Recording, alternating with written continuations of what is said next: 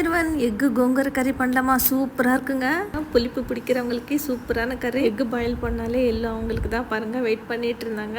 சரி சாப்பாடு கொடுத்துட்டு அப்படியே கொஞ்சமாக தண்ணி கொடுத்துட்டு வந்துட்டு ஸ்டார்ட் பண்ணிடலாமா? ஒரு கைப்பிடி அளவுக்கு கோங்கரை எடுத்துட்டேங்க. வெறும் கடாயில் கோங்கரை போட்டுட்டு கோங்கூர்லேருந்து தண்ணி வந்துட்டு அந்த தண்ணி ட்ரை ஆகணுங்க. அதுக்கப்புறம் ஸ்டவ் ஆஃப் பண்ணி ஆறுனதுக்கப்புறமா மிக்சியில் அரைச்சிட்டேங்க. ஒரே ஒரு வெங்காயம் பண்ணி வச்சுருக்கேன். 3 எக்கு பாயில் பண்ணி வச்சுருக்கேன். இப்போ ஸ்டவ்வில் கடாயை வச்சுட்டு 3 டேபிள் ஸ்பூன் எண்ணெய் விட்டுருக்கேன். கடுகு கருவேப்பிலை தாளிச்சிட்டு மசாலா வேணும்னா பட்டால அவங்க கூட தாளிச்சுக்கலாங்க. நான் மசாலா போடலை. பண்ணி வச்சு வெங்காயம் போட்டு பொன்னீரமானதுக்கப்புறம் 1 ஸ்பூன் மிளகாத்தூள், 1/4 ஸ்பூன் மஞ்சத்தூள், 1/2 ஸ்பூன் சால்ட் போட்டுட்டு ஒரு வாட்டி ஃப்ரை பண்ணிவிட்டு நம்ம அரைச்சிருந்தாலும் கோங்கூரை பேஸ்ட் போட்டுட்டு ஒரு வாட்டி நல்லா ஃப்ரை பண்ணிவிட்டு அதுக்கப்புறமா 1/2 டம்ளர் அளவுக்கு தண்ணி விட்டுட்டு மசாலாவோட கோங்கூரை வந்து 1 மினிட் குக் ஆனால் போதுங்க. அதுக்கப்புறமா நம்ம அவிச்சு வச்சிருந்தாலும் 3 முட்டையும் போட்டு கொஞ்சமாக கொத்தமல்லி போட்டுட்டு ஒரு 30 செகண்ட்ஸ் இருந்தால் போதும். அந்த மசாலாவோட எக் நல்லா மிக்ஸ் ஆனதுக்கப்புறமா ஸ்டவ் ஆஃப் பண்ணிடலாம். நீங்களும் ட்ரை பண்ணுங்கள். பிடிச்சிருந்தா